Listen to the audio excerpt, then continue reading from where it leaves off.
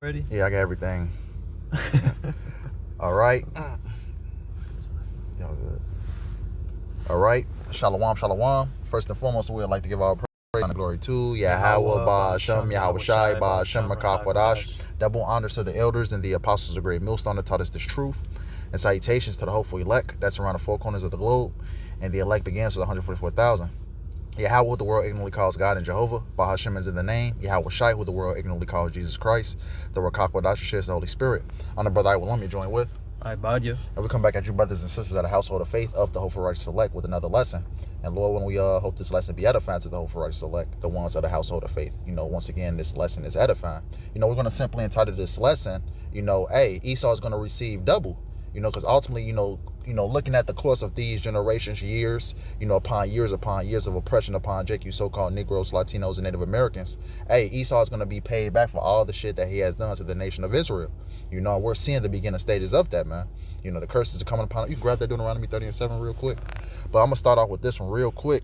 This is the book of Ecclesiasticus, better known as Sirach 25:7. It says, there be 9 things which I have judged in my heart to be happy, and the 10th I will utter with my tongue, a man that have joy of his children, and he that liveth to see the fall of his enemy. And right, we're seeing that right now, man. Hey, the curses coming upon our enemies, man. The Lord is starting to jack up Esau, Edom, man. Everything that Jake has went through over the centuries course of how many years, that Esau has been oppressing our people, man. All these different things is coming upon our enemies, man. This is the book of Deuteronomy, chapter 30 and verse 7. And YAHAWAH thy power will put all these curses upon thine enemies and on them that hate thee, which persecuted thee. You got it, I'll break it down. So yeah, these curses are beginning to shift over to Esau, Edom, which is our main enemy, the main enemy of the nation of Israel. Yep. Psalms, the 83rd chapter, tells you the enemies of Israel, starting with Esau, Edom. Yep, I'm going to grab that for you, actually. This is the book of Psalms 83 and 1. You grab that Jeremiah 30 and 16. Psalms 83 and 1, it says, a song or psalm of Asaph, keep not thou silence, O power, hold not thy peace, and be not still, O power. It says, for lo, thy enemies, hey, we have enemies, man. It says, for lo, thy enemies make a tumult, and they that hate thee have lifted up the head. It says, they have taken crafty counsel against thy people, and consulted against thy hidden ones. Who are the hidden ones? You so-called Negroes, Latinos, and Native Americans. Hey, Jeremiah 17, the 17th chapter, we should discontinue from thy heritage, which the Lord have gave us. So ultimately, what? We're the hidden ones, man. We're, we have been discontinued from our heritage. We're calling ourselves African-American, Mexican-American, things of that nature. So we're the hidden ones. It says, they have said, come and let us cut them off from being a nation, that the name of Israel may be no more remembrance. And how did they do that, man? By what? Being heritage out of us, man. The transatlantic slave trade. We couldn't read the Bible. Things of that nature. We couldn't speak our native language, which is what? Hebrew. We were given these proverbs and bad words, African American, Mexican American, you name Latino. it. Yep, Latino. It says, for they have consulted together with one consent. They are a confederate against thee, right? All these nations are confederate against us, man. What's that? You have the World Summit. They think of these different ways to keep our people oppressed and keep our people down in that lower state, man. It says, verse 6, it says, the tabernacles of Edom, right? This is the first nation name, man. The tabernacles of Edom. Who is Edom? The so-called white man. It says, in the Ishmaelites, which are the Arabs, of Moab and the Hagarians, you got Moab, which is what? The Chinese, the so-called Chinese. It says, Gabal and Ammon and Amalek, the Philistines with the inhabitants of Tyre, right? Other heathen nations. Ashur is also is joined with them. They have hope in the children of Lot Salah. Because in the Maccabees, I believe it's the Maccabees, the 2nd chapter, it talks about what nation has not had a part of a spoil. Loosely paraphrasing. But I got that Jeremiah. This is Jeremiah 30 and 16. Therefore, all they that devour thee shall be devoured, and all thine adversaries, every one of them, shall go into captivity, and they that spoil thee shall be a spoil, and all that prey upon thee will I give for a prey. Where it says, therefore, all they that devour thee shall be devoured. Hey, we have been devoured by all these different nations, starting with Esau, Edom. Hey, Scripture said they afford the affliction, man. And that's what these nations have done, starting with Esau, Edom. They put laws into effect. These devils put laws into effect to keep our people oppressed, to keep our people down, to keep our people in that lower state, man. To turn our people once against another, man. It says, all thine adversaries, every one of them shall go into captivity. You can grab that Revelations 13 and 9 real quick. This is Revelation 13:9. If any man have an ear, let him hear. He that leadeth into captivity shall go into captivity. He that killeth with the sword must be killed with the sword. Here is the patience and the faith of the saints. Christ says, he that leadeth into captivity shall go into captivity. Hey, we've been under Esau, Edom's domain for a long time now, man. You know, with that being said, just to back up your point, brother, this is the book of Isaiah. Hey, because Esau is going to get double, man. Hey, he's not finna escape the judgment that YAHAWASHI is finna bring his way, man.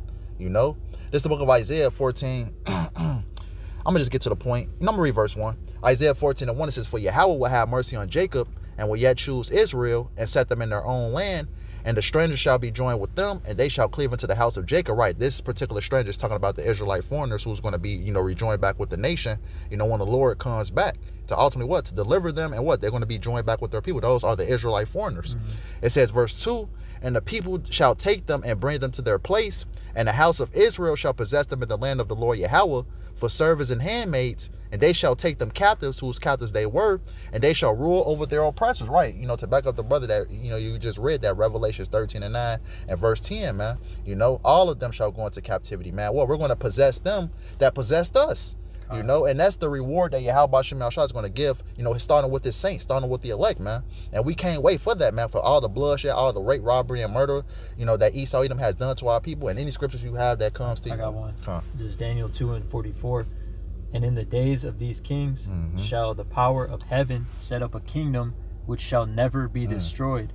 And the kingdom shall not be left to other people, but it shall break in pieces and consume all these kingdoms, and it shall stand forever. Yep. Right, the kingdom of heaven, man. Hey, once the kingdom of heaven is established, man, it's not going to be taken down. Esau is not going to come into power a second time. Oh, because in Habakkuk it says affliction shall not arise a second time. If you can grab that, brother, that's what we ultimately doing. Affliction shall not rise a second time.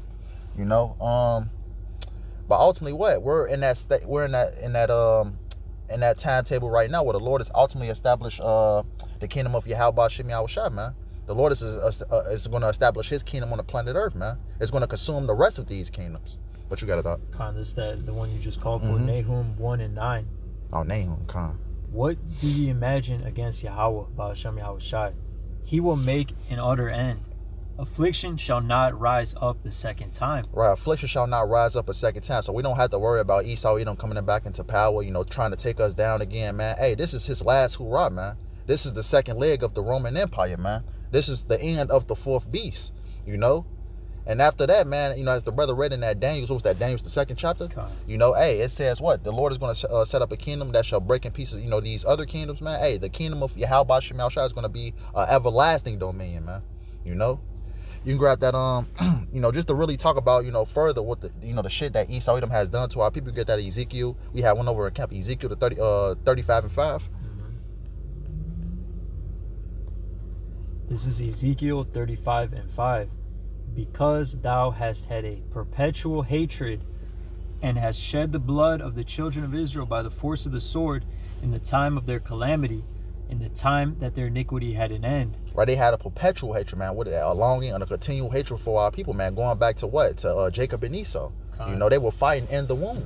They struggled in the womb. And hey, that hatred is between Esau and Jacob. That's spiritual. So that can't be changed. Esau is always going to have that hatred for Jacob. That's just part of his spirit of who he is. And Romans 9, the Lord said he made one for honor and one for dishonor, man. Hey, Esau Edom was created to hate Jacob, man. To hate our people. And it says, you continue reading. Ezekiel 35:6. Therefore, as I live, saith the Lord Yahweh, I will prepare thee unto blood, and blood shall pursue thee. Since thou hast not hated blood, even blood shall pursue thee. Meaning that everything that Esau Edom has done to our people is going to come back upon his own head, man. The rape, robbery, and murder, man. Hey, it's going to come back upon his own head, man. You can grab that, I believe it's Job 20. Let me see real quick. I believe it's Job 20 or 23, if I'm not mistaken. He's about to fill his belly. That's another one. It says, let me see, Salakia. Verse 15. I always get those two confused. Job 20 and 15. You want me to read it? Yep. Yeah, this is Job 20 and 15. He hath swallowed down riches and shall vomit them up again. Yahawah shall cast them out of his belly. Yep. How did he ultimately swallow down riches? Through the rape, robbery, and murder, man. Hey, Sirach 10, which we're going to get, it says, Sirach 10, it says, for unrighteous dealings and the riches got by deceit, the kingdom is translated from one people to another. Hey, he has swallowed down these different riches by rape, robbery, and murder of the nation of Israel, man. It says Yahawah shall cast them out of his belly. So we're going to forcibly get those riches back, man. We're going to take all our stuff back plus some, man. The saints will take the kingdom. Hey, that's right. The saints of the Most High shall take the kingdom, man. And what? We're living in those times right now, man. The Lord is putting the curses upon our enemies, man. The Lord is, strategically taking this man's kingdom down piece by piece, economically destroying his kingdom, putting division amongst, the ranks of Esau, Edom. This is what we're seeing right now,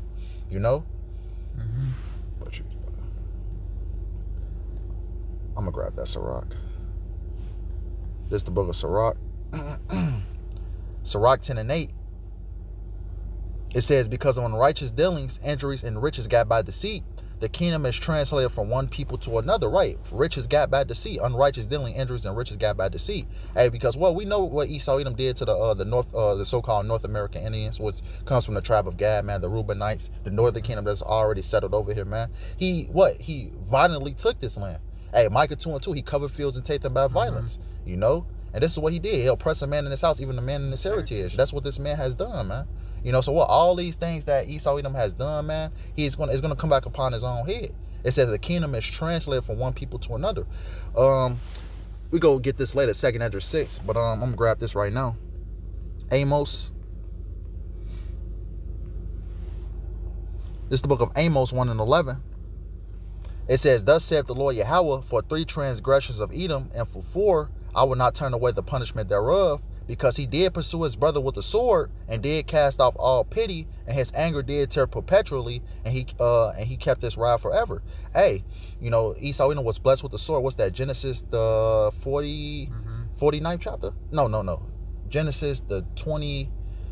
I'm drawing a blank right now. I got it right here. 27. 27. Genesis 27 and 40. And by thy sword shalt thou live, and shalt serve thy brother. And it shall come to pass, when thou shalt have the dominion, that thou shalt break his yoke from off thy neck. You can read verse 41 also, Baba Kusha. And verse 41, and Esau hated Jacob because of the blessing wherewith his father blessed him. And Esau said in his heart, the days of mourning for my father are at hand. Then will I slay my brother Jacob. Right, because if you go into the complete story of Jacob and Esau, man, Esau ultimately sold his birthright to Jacob. It was Jacob's birthright anyways. That's another lesson for another day. But ultimately what? Jacob supplanted Esau, for that blessing. And that's what the name YAHAWAH means. Yep, that's right. And ultimately that's what that hatred goes back to, man. And ultimately what? The Lord designed it that way for Esau to hate Jacob, man. Because what? That's our evil twin brother, man. He's, what? We're on the right-hand side. He's on the left-hand side, man. We're doing, we're created to do righteousness. He was created to do wickedness. That's balance. Yep. That's balance. You got something up? I got Obadiah. You got it up.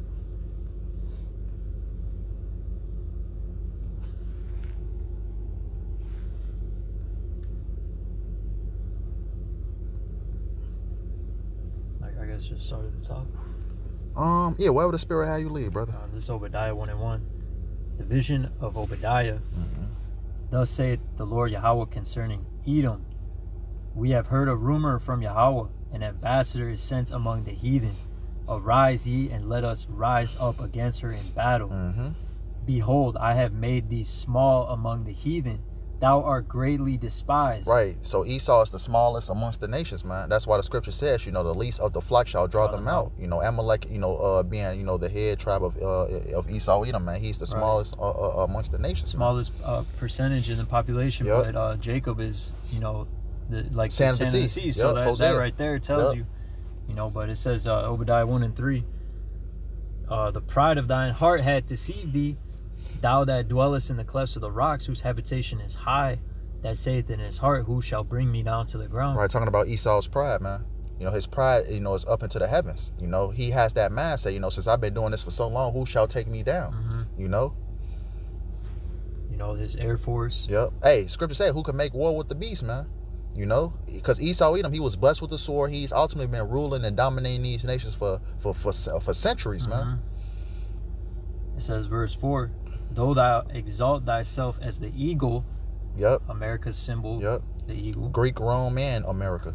You know, all of Esau's massive dominions, Greek, Rome, and the second leg of Rome, which is America. It says, and though thou set thy nest among the stars, thence will I bring thee down, saith YAHAWAH BAHASHAM YAHAWASHI. Right, Esau's space program that he's different satellites he's putting out of space. And that was around the same time that Abba Bivens was breaking down the scriptures. The late 60s when Abba Bivens came on the scene to ultimately the Lord putting the spirit back into his people again, man. Ultimately going into Ezekiel the 37th chapter, you know, which is another lesson for another day. That's when ultimately this kingdom started to go down. And it says, verse 5, if thieves came to thee and if robbers by night, how, in parentheses says, how art thou cut off? It says, would they not have stolen till they have enough? If the grape gatherers came to thee, would they not leave some grapes? So Lord is basically saying, like Esau, you're finished. Yep. It says, verse 6, how are the things of Esau searched out? How are his hidden things sought up? Right, so that's the Lord exposing Esau by the way of the prophets, man. Isaiah the 47th chapter goes into that, man. Hey, lift up the skirt, you know. So basically, the Lord exposing this man into his secret dealings, man. You know. It says, verse 7, all the men of thy confederacy have brought thee even to the border. The men that were at peace with thee have deceived thee and prevailed against thee. They that eat thy bread have laid a wound under thee. There is none understanding in him. Read, you could really read to verse, but Obadiah is a heavy chapter, but you could really read to verse 10. We could just probably jump to verse 18. Okay, this is verse 10. For thy violence against thy brother Jacob shall shame cover thee, and thou shalt be cut off forever. Right, going back to the Ezekiel 35, which, you know, we just read, you know, that perpetual hatred, you know, since thou hast not hated blood, even blood shall pursue thee, man. So everything is coming back upon Esau's head, man. You know. It says what? And thou shalt be cut off forever. So with that being said, brother, you could jump to verse 18. This is Obadiah 1:18. And the house of Jacob shall be a fire, and the house of Joseph a flame, and the house of Esau for stubble.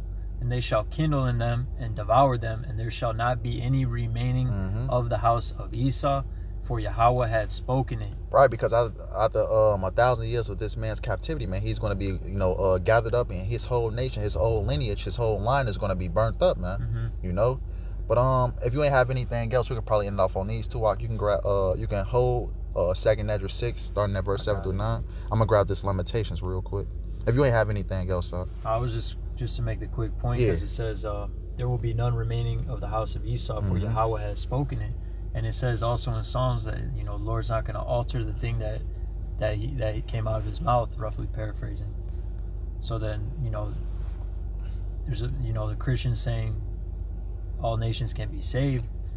This is just not the case. Hey, you know what, brother? We did jump to verse 18, but could you read verses 15 to 18? This is back to Obadiah 1:15.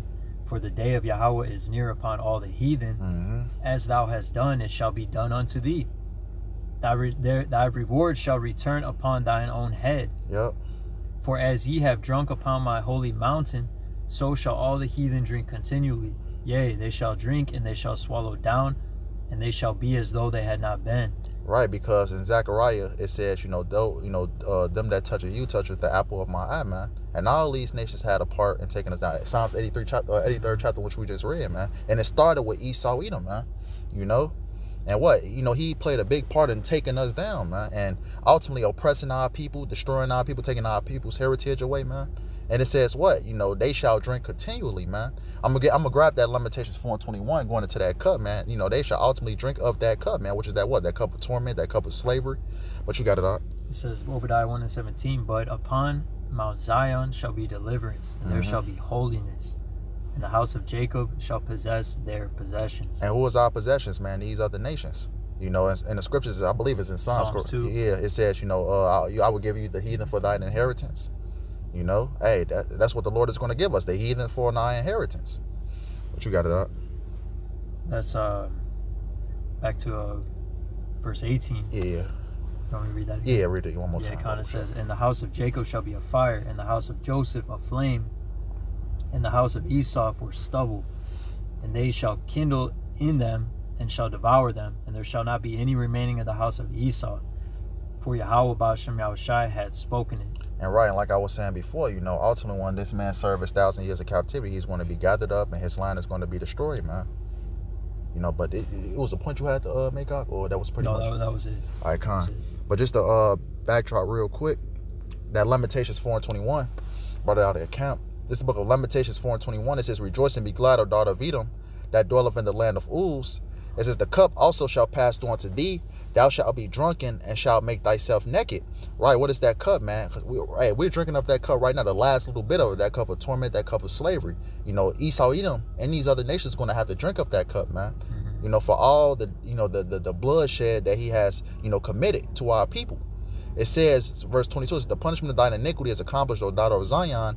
He will no more carry thee away into captivity. He will visit thine iniquity, O daughter of Edom. He will discover thy sins." And that's happening right now, man. That Deuteronomy 30:7, which we just read. You know, the curses coming upon our enemies, man. So we're seeing the beginning stages of Esau's downfall, man. That started back in what? When it's ultimately when he set his we read it in Obadiah, when he set his satellites up there in space, man. When the Lord started to bring his kingdom down, man. You know, America started to become on a decline. As the brother said, when Abba Bivens came on the scene, this word to start to be declared throughout the four corners of the world.